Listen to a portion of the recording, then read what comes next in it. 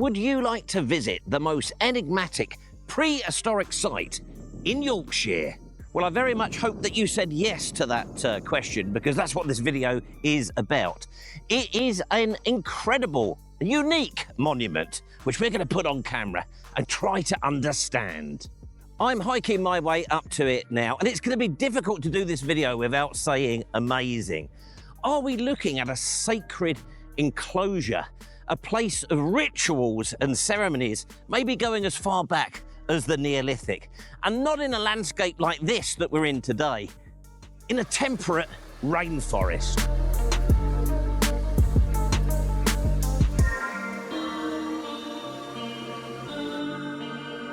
Alternatively, is it just a fort, the Brigantes holding out against the Romans, or the Romano British holding out against the Anglo Saxons? The truth is, nobody knows, but I've got an idea. And whatever this thing is, it's criminally not known about, not understood. If it was down south, everyone would be raving about it. But it's absolutely stunning, as indeed is this weather, which means the first appearance this year of you-know-what. But you're going to have to wait till after this title sequence to see them. Oh, and in the change to the normal schedule, we've got some industrial antiquarianism. I'm going all Martin Zero.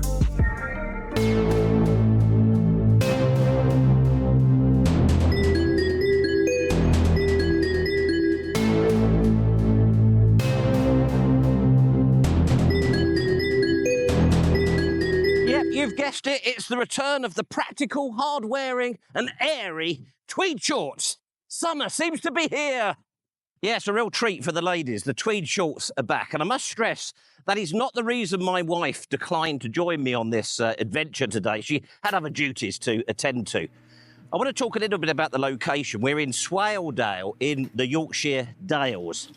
And as you look at this landscape, which you probably are with some sort of overlay, it's really interesting to understand that if we go back to 2400 BC, and we know this through pollen analysis, it was completely different here. This was heavily forested at that time, a temperate rainforest. And in fact, the clearance, the full-scale clearance of this valley was quite late. We know that it wasn't heavily felled until the period 400 to 500 BC. So you'd have to be the earliest, you'd have to be a Romano Briton to recognise the landscape that we see here today, the sort of heather moorlands. But we do know that during the Bronze Age, field systems were created here, and they have been quite intensively mapped. They were sort of strips running from the river at the bottom up the side of the fell. But there was still a lot of trees, tree strips as well, between those fields. Now, we also know that in the period sort of 1250 to 1000 BC, there was a quite serious temperature drop in this part of the country. And that may have led, for the proponents of that this structure is a defensive thing that we're looking at, that may have led to sort of competition for the land, control of access to the land. It was in the 1970s, though, that Jacquetta Hawkes, an archaeologist, first proposed that what we're going to go and have a look to here today was a sacred enclosure. Jacquetta Hawkes. Sounds like the type, doesn't it? But the idea has continued up pretty much to the current day. A chap called Luke was saying the same thing in 2010.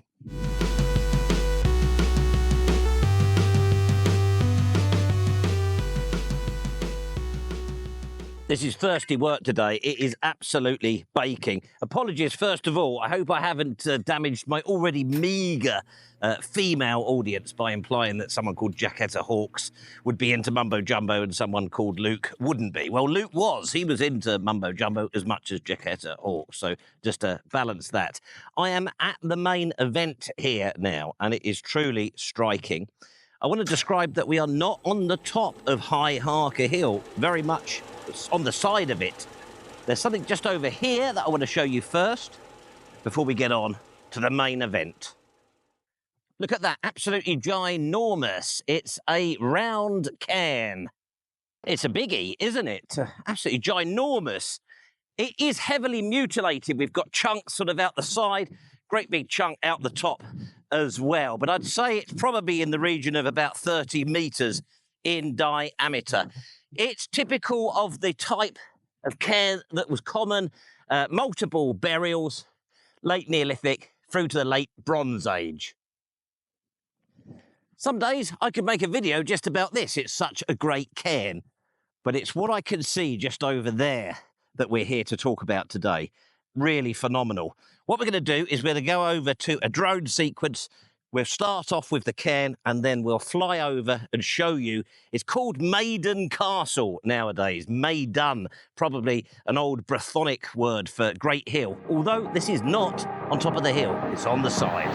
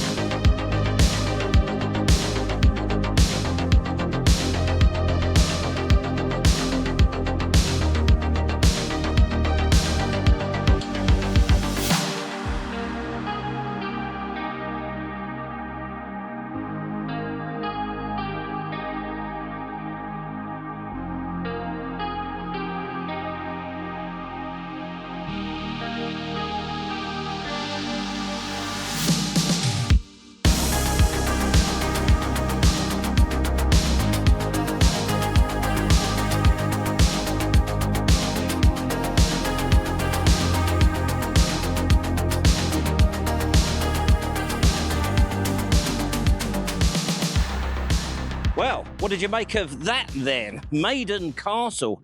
I have to say, I've never seen, in all of my antiquarian travels, I have never seen anything quite like this. And the thing is, nobody knows what it is. It is a complete enigma. Right, so I'm climbing over into the thing that I'm sure you noticed on the drone footage, this incredible stone-lined avenue. It's tumbled walls, basically, each side of an approach to the, whatever it is, the fort. It is about 120 yards long and it's about 6 metres wide. That's right, we are an equal measurement opportunities broadcaster. What's that? I just heard one of you shout something. Did I hear somebody? It was Mr. Pascoe, I think. You said it's a banjo enclosure. Well, we'll have to see about that. I don't know if you've noticed as we've progressed up here, but the walls seem to get thicker as we get closer to the gate. As I make my way up here, I'm starting to be able to see the sort of construction layers on the wall as it gets more and more significant as we approach the entrance to the... I'm going to call it a fort for a minute. We'll come back to that later. And then here we've got... This is obviously some sort of grouse shooting butt that's been recklessly built out of the stones. As we get close to the enclosure, the stone is piled all over the causeway. The only excavations to ever have taken place here were in the entranceway to the enclosure, and they found substantial corner stones suggesting a defended gateway. I think you can see one of those over there. And the gateway entrance reduced to sort of about 5 metres at that point. But that's the only work that has ever been done at this incredible place. Well, standing in here is really weird. What an unusual thing this is. One of the biggest problems with the idea of it being at Hillfort is not that it's not on top of the hill. It's the fact that the ditch at that side over there, what would that be, the southern side, is cut steeply into the bank. So somebody could just stand on the other side there and sort of jump in or lob great big rocks in. It's not really a defensive, defendable sort of site. They believe that it was created by sort of levelling out the end of the gully that is running down the hill here. As well as that, there's a sort of odd platform that runs off the western side there of the bank, effectively up to the head of the gully. I'm walking along the side of the northern side of the ditch, and as you can see, even though there will have been a huge amount of sort of silting up, it's still very deep. I'd say that's around about 6 feet. Loads of stone exposed.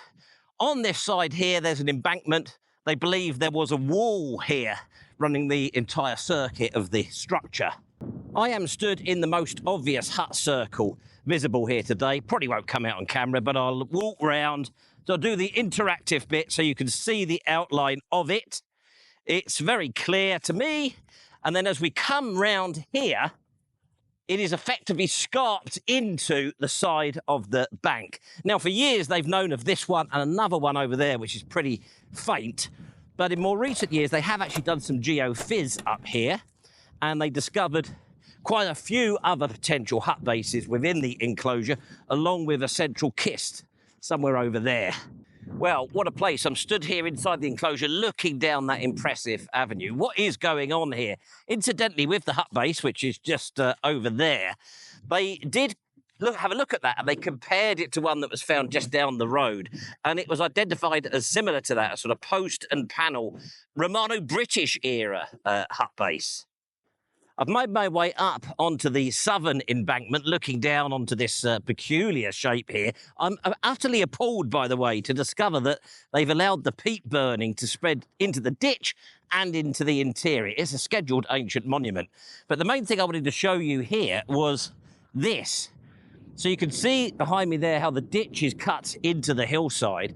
So even with a wall on the top, anybody attacking this from that side it would be really easy to lob stuff in. It just doesn't work if its primary function was defensive. I don't know if we could do some sort of reconstruction, but I'm convinced you could stand just up there and you could lob rocks over the wall and into this place here. I have decided that this place is bonkers. I'm now on the western side, and I can see this sort of, what they say, you know, you read this stuff when you're researching about these places, this idea that the gully was sort of blocked off and levelled off here. You can sort of see that here. But what was it for? What was this place for? What was it for?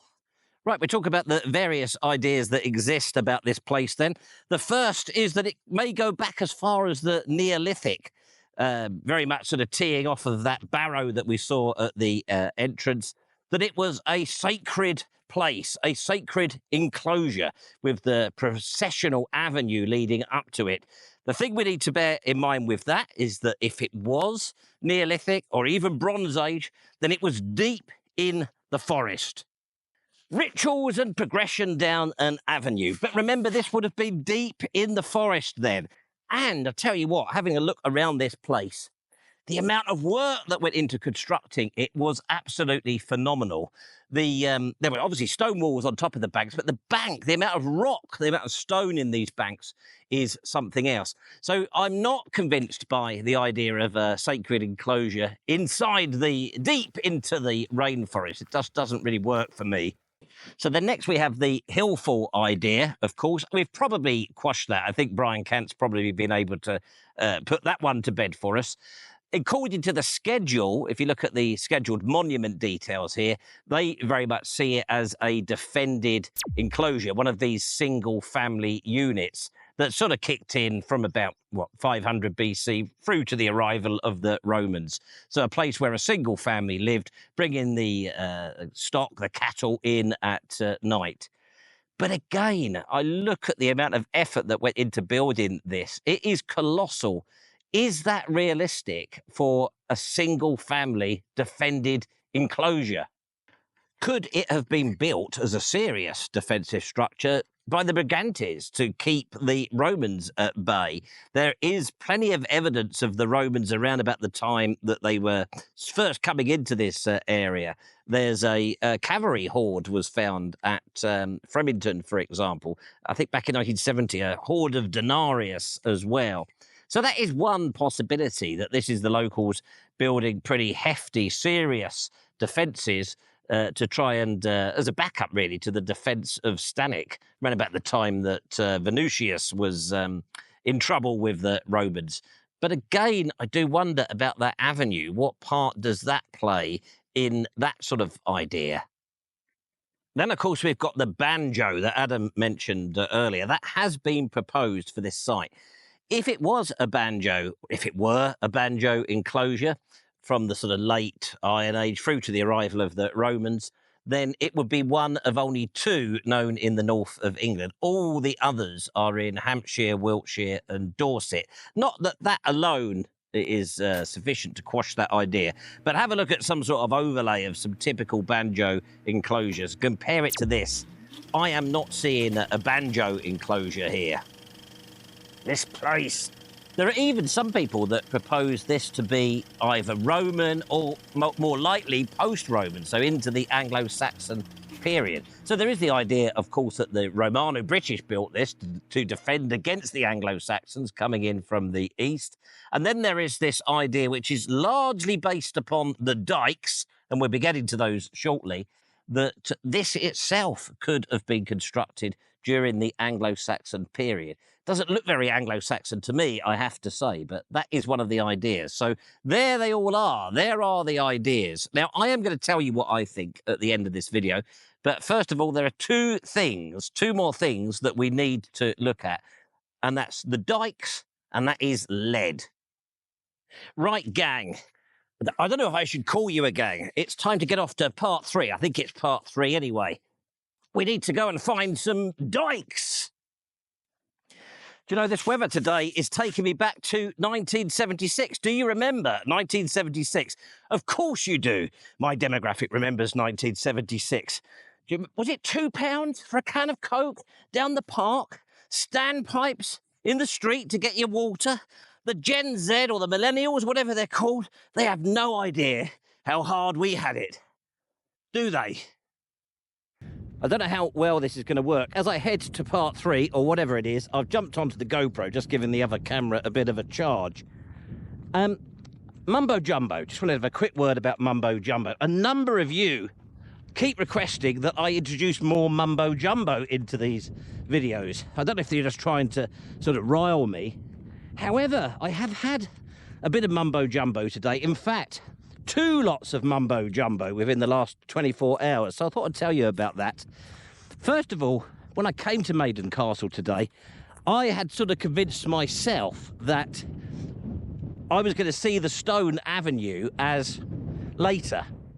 But now I've seen it, I'm absolutely convinced that those stone walls that we're looking at there, those tumbled stone walls, they are Iron Age up to possibly the start of the Roman period. And that's not something I can scientifically prove, it's just a sense that I get. So that's some Mumbo Jumbo for you. I'm just going to work out where I am to get to these dikes, and then I'll come back to you with Mumbo Jumbo part 2. Right, I know where I'm going. It's that way, up ahead, uphill, of course. So the second bit of Mumbo Jumbo to report was that last night, I think it was quite late, I had an email from Adam Morgan Ibbotson. We've been sort of chatting on email about various ideas for doing a video together again. And would you believe, he sent me an email last night suggesting Maiden Castle and the Grinton Dikes. Now, I don't believe in Mumbo Jumbo, or I didn't. But that's got to be proof, isn't it? Mumbo Jumbo is real. As I climb to part 3, I just want to point something out. I'm going to spin the camera around. I'm being a proper YouTuber today, aren't I? So I don't know if you can see this sort of ledge here. So as I've climbed up, there's this ledge, and then the other side that drops away steeply. Now, Maiden Castle is not on this ledge. It's below that. So it's very much not at the top of this hill.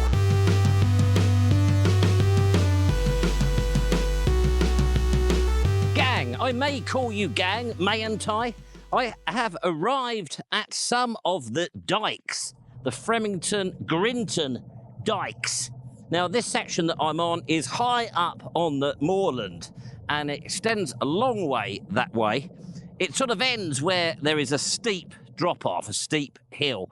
But down there in the valley behind me, there's a whole series of them, and up on the other side as well. Some sort of overlay to show you those. They are really interesting. They are defending Swaledale as a valley from people approaching from the east. Now, I was going to sing to you at this point, All the Lazy Dikes by Morrissey, but you know what he's like. He'd have given me a copyright strike, wouldn't he? So I'll save that for the members, perhaps. So these dikes, some people think that the construction looks the same as the ditches at Maiden Castle, so they think they're contemporary with that. effectively controlling access to the valley, with the fort, if we call it that, sort of behind that. They are pretty mighty. In fact, these have impressed me. I know if you get further up here, there's a sort of natural scar where the dike stops, the natural features block the way, and then the dikes continue on from there.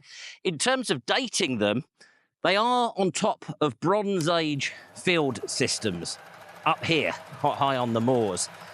Bit of a problem, though, when we get down into the valley, because the latest thinking is that the dikes that still exist down there in the modern field systems are actually on top of Romano British era fields, which sort of throws a little bit of a spanner in the works for some of the ideas that we've been discussing. When I was researching this place, looking at Google, that sort of stuff, these structures reminded me a little bit of things I've read about on Dartmoor. I did some more research and I found a paper about these, but comparing them to the features on Dartmoor, and it was co-authored by one Don Spratt, so possibly an antiquarian relative of mine that I didn't even know that I had. If you're watching, Don Spratt, send us a message. It'd be good to catch up. So they have done some charcoal analysis up here, so radiocarbon dating. They've done pollen analysis as well. The best they can say from that is that the dikes were constructed pre-conquest, and the ditches were silting up between the 11th to the 15th century. There was, I believe, one bit of Neolithic flint, no, Neolithic charcoal it was, that they found, but the conclusion was that it may have just sort of drifted in there. So in reality, we don't know if these are contemporary with Maiden Castle. They do look quite similar, I have to say. Obviously, we don't know how old Maiden Castle is, but we can't conclusively say. If we're saying Maiden Castle is pre-Roman, Iron Age, or even older than that, we can't say if they are contemporary with it. There's some walling in places on the top here, which again looks very similar to that is down at Maiden Castle as well. But other arguments are that this is part of the even Romano British defences against the Angles coming in from the east. We know that that started before 410, didn't it? And then even the idea that they are sort of much later medieval land management features, sort of deer park type features. I've talked a little bit about mumbo jumbo in this video today. My feelings are that this is the same as Maiden Castle. The construction, the stonework, it feels the same to me. You know, climbing about in this heat today has really fatigued me, starting to cloud my senses. I very nearly did an extremely inappropriate joke then about lead in pencils, but thankfully I didn't. I'd have lost a few more subscribers if I'd have done that. So I think my plan is I'm going to head back to the car now, and I will wrap this one up back in the studio tomorrow. The next thing we need to talk about is lead.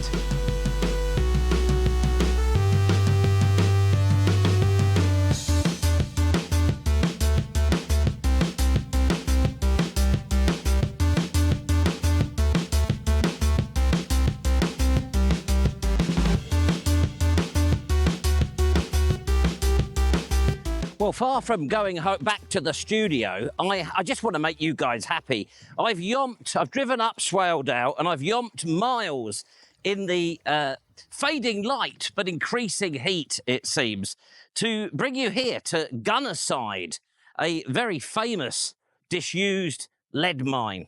And we have records of this one going back to the 17th century, right the way through to when it collapsed. The industry here collapsed in the late 19th century. I just wanted to come here to talk to you about lead.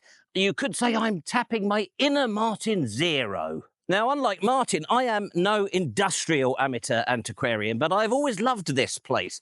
It is a devastated landscape. It has been ruined by industry, and yet somehow there's a stark, incredible sort of beauty to it. The ruined mines somehow enhance the natural beauty of the gill here. Now, clearly, we are not talking about a period that is relevant to our discussions here today, but lead. Let's talk about lead. Oh, I'm absolutely parched. I've run out of water. The crystal clear water coming out here is so tempting, but that has run through lead polluted land. You could look up the sides here and see the sort of rakes, the lead rakes, where they pulled the lead out of the ground, and that water is filtered through that. So I'm not going to do that, and don't try this at home, that sort of thing. Oh, that water looks so tempting, but I mustn't. We can trace lead mining back as a human activity to at least 1000 BC, but not here in Swaledale. The earliest we can get back to in Swaledale, I believe, and it's a bit sketchy as well, is the Roman period. They found lead pigs at Hurst and Mucker in the 19th century. I believe they were melted down to make gate hinges, a very Yorkshire type of solution. More recently, they've discovered evidence of Roman lead mining up on Marrick Moor, possibly signs of a Roman road connecting that to the river network, where it would have been shipped off to Aldborough, to Isurium. All I am going to say at this juncture is, if the Romans were mining lead here in Swaledale, how did they know it was here? You could say, what led them here?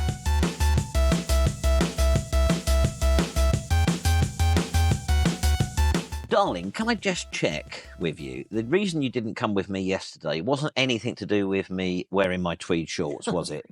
No. What went wrong yesterday? Well, the problem is that I went there. My idea about this site is that it is certainly older than the Roman period, which is really where the sort of evidence at the moment seems to suggest that the camp and the dikes may well have been erected by the Romano British to defend against the incoming Angles, with the fields, the dike on the field, Romano British field boundaries, and the hut circle dating to, appearing to be similar to a Romano British one a little bit down the valley. But my senses are that it is an older site. I don't see a Romano British structure when I look at that camp. That's not what I meant.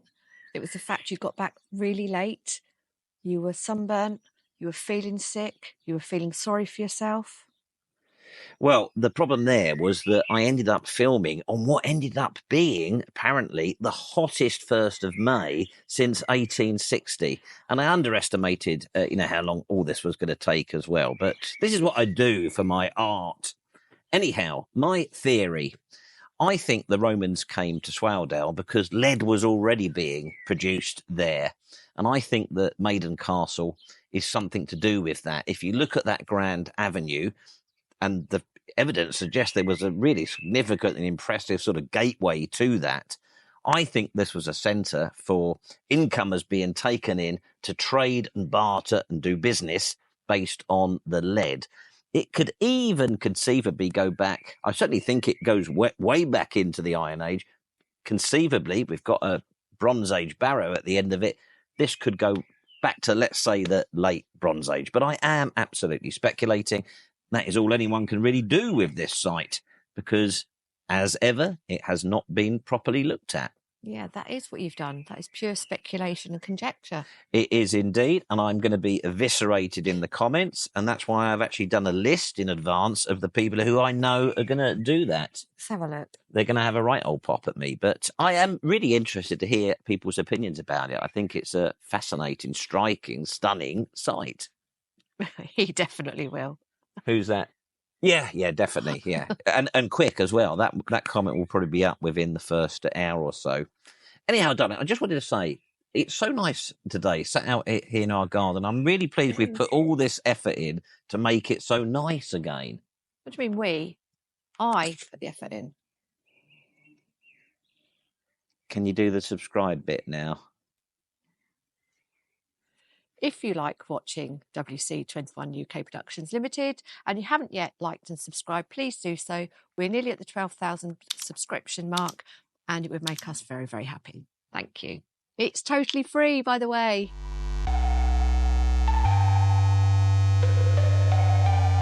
As ever, thank you to our wonderful members for supporting the channel, and thank you for watching. We'll be back for another investigation next week, and if things go to plan, it will also involve lead.